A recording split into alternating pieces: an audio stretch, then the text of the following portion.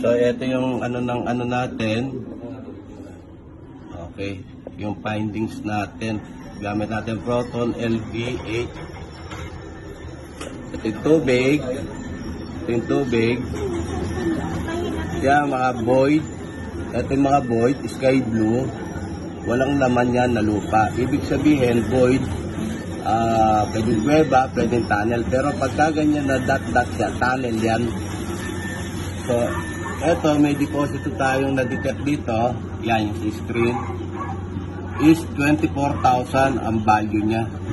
Means precious gold yan, gold bar na yan. Ilang gold bar? Ayun lang yung hindi natin makikita. Hindi natin alam yun. Ayan. Nandito sa ilalim ng Positive na tayo dyan. Dito nga. Ito, may nakakumpul pa rito. Magkakalapit sila.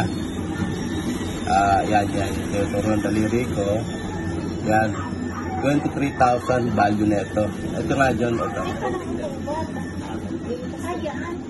Ito, meron din possible to. Nasa 19,000. Ibig sabihin, to 19,000 na to, medyo mahina. Pero dito sa dalawang to, positive tayo.